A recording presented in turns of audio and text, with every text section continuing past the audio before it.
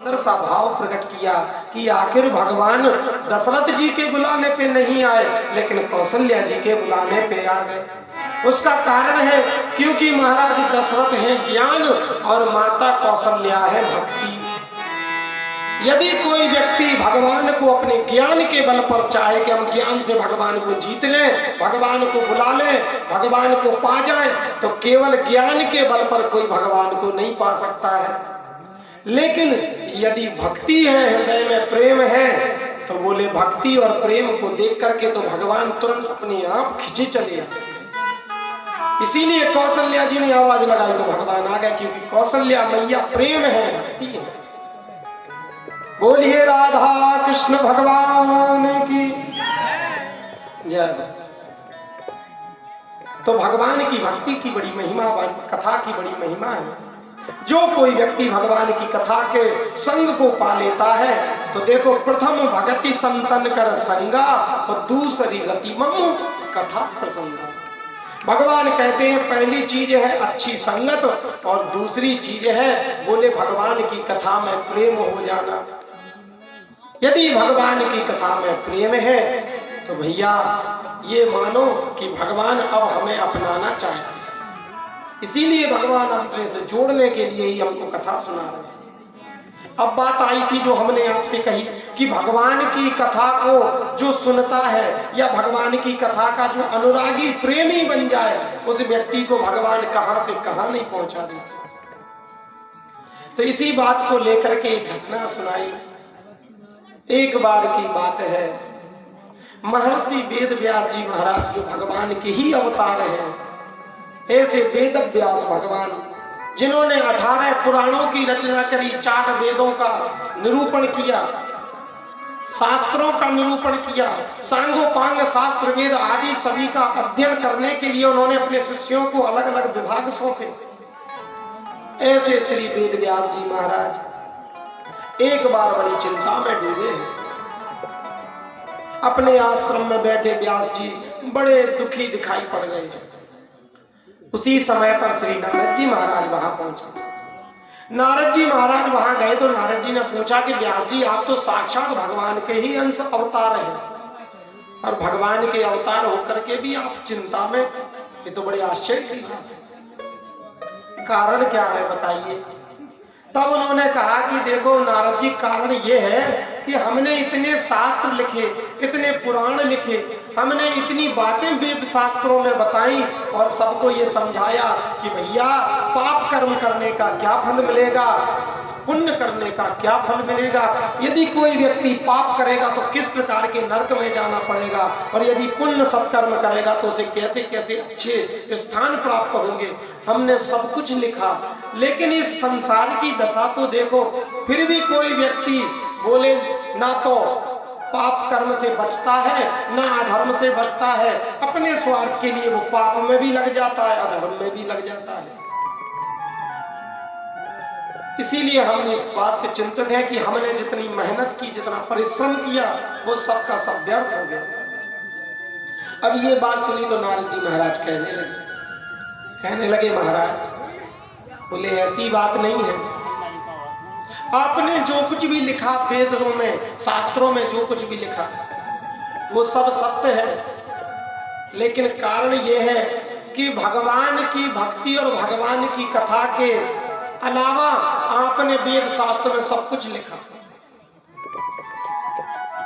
यदि आप चाहते हैं कि संसार में मनुष्यों की बुद्धि निर्मल होवे, पवित्र होवे, तो सबसे पहले आप भगवान की, जिसमें लीला, भगवान की चरित्र की बात जिस ग्रंथ में हो, ऐसे किसी ग्रंथ का निरूपण करें, ऐसा कोई ग्रंथ रचो। ये बात सुनकर के वेद व्यास जी महाराज बोले अच्छा, तो बोले उससे क्या होगा।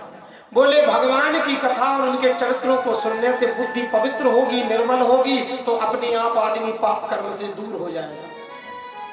अब देखो बात सीधी सी है, यदि कोई व्यक्ति मान के चलो अपने सिर में पहले से वजन रखे और वजन रखे हुए व्यक्ति को यदि कोई आदमी कह दे कि तुम कोई दूसरी चीज ले लो, तो वो क्या कहेगा।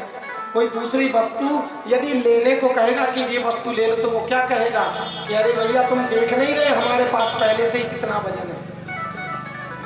तो वह दूसरी वस्तु को ग्रहण नहीं करेगा। तो ऐसे ही यदि कोई व्यक्ति पहले से ही भगवान की कथा में भगवान का प्रेमी बन जाएगा और जिसके हृदय में पहले से ही भगवान बस जाएंगे, तो फिर वह व्यक्ति अधर्म के मार्ग को वैसे ही त्याग देगा, फिर वो किसी दूसरी में की ओर देखेगा भी नहीं। श्री राधे। पूज्यपाद श्री बाबा तुलसीदास जी अपने जीवन का एक बढ़िया सुंदर वृत्तांत कहते हैं कि जब हम बालपन के थे तो उस समय हमारे गुरु ने हमको खूब कथा सुनाई, लेकिन उस कथा को सुनने के पर भी बोले हमारी बुद्धि को बोध प्राप्त नहीं हुआ। लेकिन जब बार बार गुरु ने हमें कथा सुनाई, बोले तब हमको कुछ बुद्धि में सुधार हुआ, तब कभी हमें भगवान श्री राम के चरणों में प्रेम उत्पन्न हुआ। और देखो आज उन्हीं तुलसीदास जी की रामचरितमानस घर घर में विराजमान है। तो ये कैसे हुआ? ये भगवान की कथा के प्रभाव से हुआ। ऐसे ही नारद जी महाराज बोले कि हे व्यास जी महाराज, बोले भगवान के चरित्र को, भगवान की लीला को यदि आप अच्छे किसी ग्रंथ में निरूपित करके रख करके और बढ़िया कोई शास्त्र की रचना करो जिसको पढ़ करके लोगों के हृदय में भगवान की प्रति प्रेम उमड़ पड़े, भक्ति का भाव उमड़ पड़े, तो बोले वह व्यक्ति अपने आप ही शुद्ध हो जाएगा और अधर्म पाप से बच जाएगा। श्री राधे। ये बात सुन करके तब उस समय व्यास जी महाराज बोले नारद जी एक बात बताओ, ऐसा कोई उदाहरण है कि भगवान की भक्ति और अच्छे संग से किसी ने बहुत ऊंचा स्थान प्राप्त किया हो? तब उस समय उन्होंने बताया, बोले कहने लगे हम किसी और की बात क्या करें, बोले हम अपने ही स्वयं के अनुभव को बताते हैं। और नारद जी महाराज बोले हम पिछले जन्म में एक दासी के घर में जन्मे थे। अब नारद जी अपने पिछले जन्म की कथा सुना रहे, कहने लगे कि पिछले जन्म में एक दासी के घर में, एक नौकरानी के घर में जन्म हुआ। और बोले उस समय में हमारे घर में इतनी निर्धनता थी कि एक समय भोजन मिल जाए तो दूसरे समय का ठिकाना नहीं है। तो एक दिन की बात है, हमारे गांव में कुछ संत पधारे और जब वह संत आए तो हमारी माँ उन संतों की सेवा करने लगी। रोजाना जाए, उनके जूठे बर्तन साफ करे, उनके स्थान को साफ करे, उन संतों की सेवा करे। मेरी माता मुझको ले जाकर के नारद जी बोले वहां हमको बैठा दे। संत जन जब उपदेश करें, भगवान का भजन करें तो हम भी उनके साथ में भजन करें, और जब वो कथा सुनाए तो हम कथा भी सुने। कुछ समय बीता ही था। एक दिन की बात है कि हमको बड़े जोर की भूख लगी।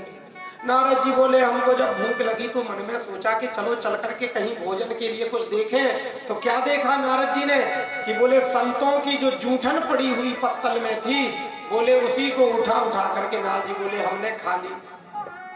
और जब वह संतों का जूठन, वह शीत प्रसाद महाप्रसाद जब हमने पाया तो बोले संतों का जूठन खाने से बोले हमारे मन के भाव बदल गए। देखो भैया, हमारे यहाँ शास्त्र ऐसी बात कहते हैं कि देखो व्यक्ति को जूठन किसका खाना चाहिए और किसका नहीं खाना चाहिए। आजकल एक नया सिस्टम शुरू हो गया है, बफर सिस्टम। ब्याह शादी में बफर सिस्टम। अब हम आपसे पूछें कि जो बफर सिस्टम सबसे पहला कहाँ हुआ था? पहला बफर सिस्टम कहाँ हुआ? छोटे लाल भैया हमें ही बताएं। दाऊ आपको पता है बफर सिस्टम पहला कहाँ हुआ था? पहला बफर सिस्टम हुआ था शंकर जी की बारात में। जब शंकर जी की बारात पहुंची हिमाचल के घर में, तो शंकर जी के साथ में भूत प्रेत भी थे और देवता भी थे। तो देवता सबसे आगे थे, भूत प्रेत सब पीछे थे।